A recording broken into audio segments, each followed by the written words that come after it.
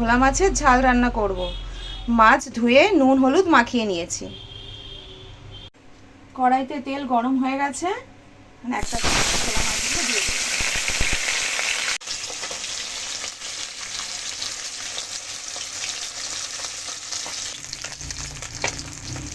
মাছগুলো এপিট ওপিট করে দুপিট ভাজা হয়ে গেছে, এখন তুলে নেব।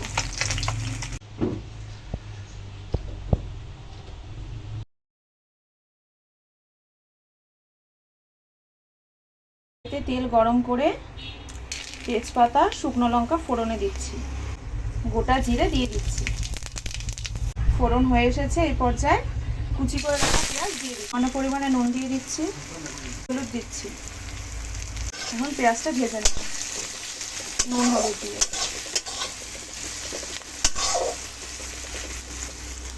মশলার একটা মিশ্রণ তৈরি করে নিচ্ছি। আদা, টমেটো, কাঁচা লঙ্কা, হলুদ, শুকনো লঙ্কা, জিরে, নুন সমস্ত উপকরণ দিয়েছি। এবার সামান্য একটু জল দিয়ে একটা মশলার মিশ্রণ তৈরি করে নেব। ভাজা হয়ে গেছে, এখন রসুন দিয়ে দিচ্ছি পরিমাণ মতো। পেঁয়াজ রসুন ভাজা হয়ে গেছে, এখন পরিমাণ মতো আদা দিয়ে দিচ্ছি। এখন আদা পেঁয়াজ রসুন বেশ কিছুক্ষণ ভাজা ভাজা করে নেব।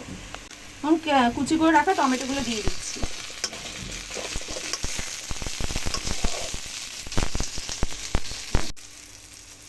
নুন হলুদ জিরের গুঁড়ো ধনের গুঁড়ো লঙ্কার গুঁড়ো দিয়ে ভালোভাবে মশলাটা আমি কষিয়ে নিয়েছি।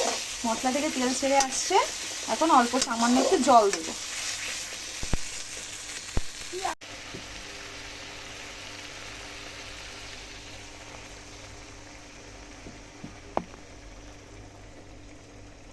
পরিমাণ মতো জল দিয়ে দিচ্ছি। আপনাদের পরিমাণ অনুযায়ী আপনারা জল দেবেন। ঝোল ফুটে গেছে, এখন এক এক করে মাছগুলো দিয়ে দেব।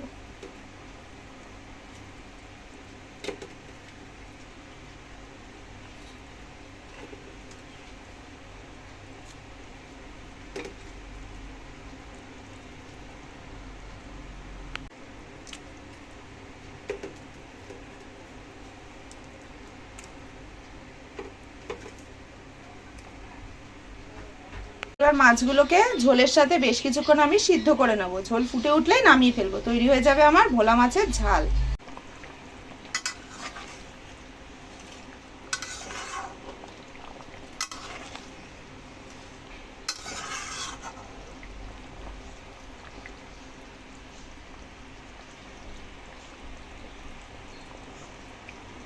ফুটে গেছে, এখন সব শেষে আমি ধনেপাতা দিয়ে দিচ্ছি।